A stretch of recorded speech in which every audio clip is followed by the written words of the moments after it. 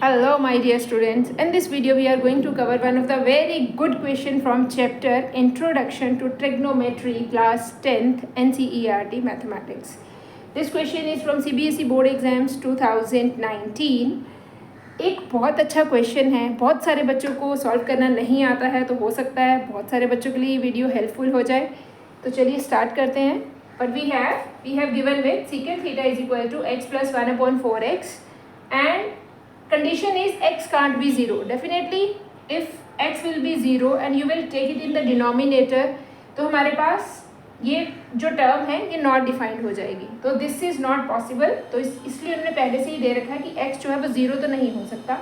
Find the value of secant theta plus tan theta. आपको secant theta plus tan theta की value find out करनी है. तो चलिए स्टार्ट करते हैं सॉल्यूशन के साथ. First of all secant theta is given as x plus 1/4x. Take its LCM will be 4x. When you will multiply 4x with this x, you will get 4x square plus 1. As we all know that secant is the ratio of hypotenuse upon base. So in this right angle triangle, the hypotenuse is 4x square plus 1 and base is 4x. First of all, you have to find out the perpendicular.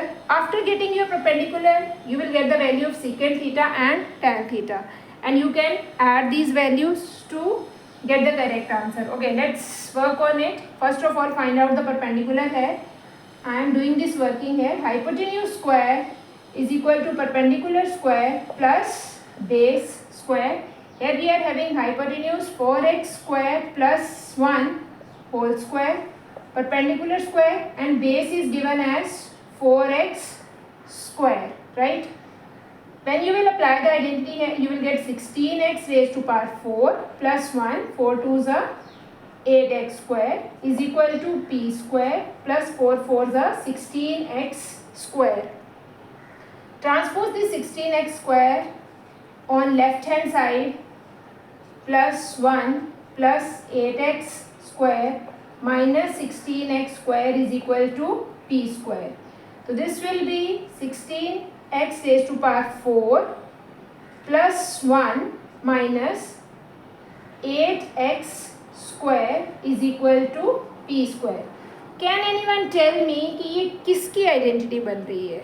क्या हम इसको 16x raised to power 4 को हम लिख सकते हैं?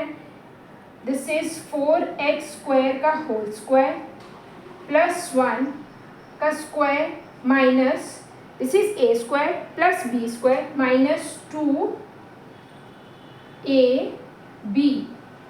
Can we write it like this? एक बार स्टेप को सोचो और देखो क्या हम इसको इस तरह से लिख सकते हैं. तो अगर हम इसको इस तरह से लिख सकते हैं तो ये किसकी आइडेंटिटी बन रही है? a minus b whole square की. तो यहाँ से हमारे पास इस सब को किस तरह, ये हमारे पास एक्सपेंडेड फॉर्म है, हम इसको फैक्टराइज फॉर्म में किस तरह लिख सकते हैं? 4x square minus 1 whole square is equal to p square. अगर ये आपके पास परपेंडिकुलर स्क्वायर की वैल्यू है तो आपके पास परपेंडिकुलर की वैल्यू क्या आएगी? अब बहुत सारे बच्चे यहाँ पे गलती करते हैं, वो बोलेंगे कि p की वैल्यू जो आएगी ना वो आएगी under the root 4x square minus 1 this is minus 1 whole square.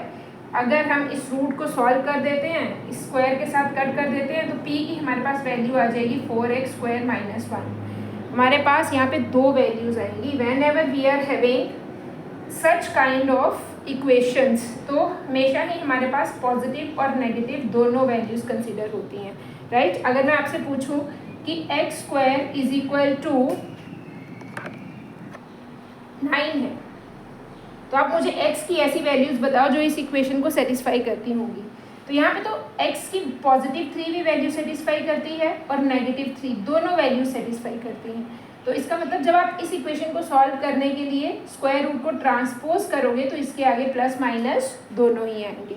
Similarly यहाँ पे भी आपके पास था p square is equal to 4x square minus 1 का होल स्क्वायर. तो यहाँ पे भी आपके पास पॉजिटिव नेगेटिव दोनों वैल्यूज़ आएंगी p की. तो p की वैल्यू आपके पास आ गई plus minus 4x square minus 1. अब आपके पास हाइपोटेन्यूज भी है, बेस भी है और परपेंडिकुलर भी है. Now you can find out secant, tan and what ever is required. अब यहाँ से टैन थीटा की वैल्यू निकालें. टैन थीटा की आपके पास क्या वैल्यू आएगी? Tan theta is perpendicular upon base. Perpendicular is plus minus 4x square minus 1 upon base is 4x, right.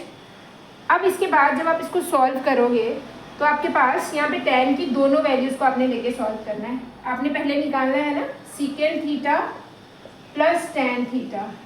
तो एक बार सीकेंट की तो आप यही वैल्यू लोगे 4x square plus 1 upon 4x, और टैन की एक बार पहले आप पॉजिटिव वैल्यू ले लो 4x square minus 1 upon 4x.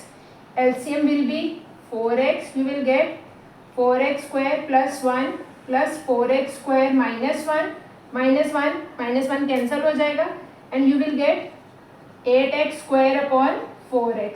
x से x भी कट जाएगा, 4 2s 8 and answer is 2x.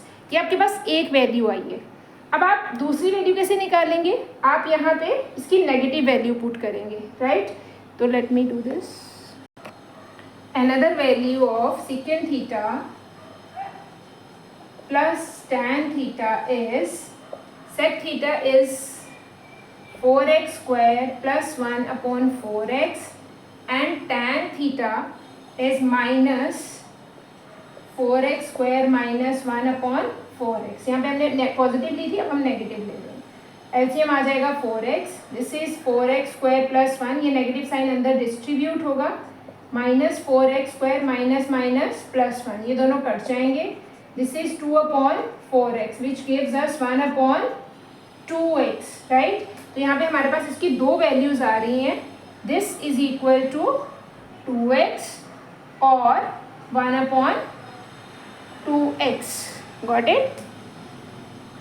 अब हो सकता है कुछ बच्चों के माइंड में ये भी क्वेश्चन आ रहा हो कि अगर हमारे पास ये नेगेटिव कैसे हो सकता है, परपेंडिकुलर या बेस में से कोई भी नेगेटिव कैसे हो सकता है. तो यहाँ पे ना x भी है. अब x की वैल्यू पे भी बहुत कुछ डिपेंड करता है कि किस तरह से वैल्यूज़ आपकी बन रही हैं.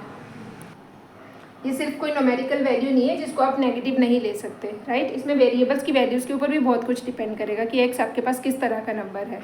हो सकता है x आपके पास फ्रैक्शनल नंबर हो और जब आप इसको डिवाइड करो तो ये वाली टर्म आपके पास 1 से भी छोटी बन जाए, है ना. और माइनस का साइन -1 के साथ सॉल्व करने के बाद आपके पास एक नेगेटिव नंबर है जो नेगेटिव के साथ नेगेटिव मिलके पॉजिटिव बन जाए.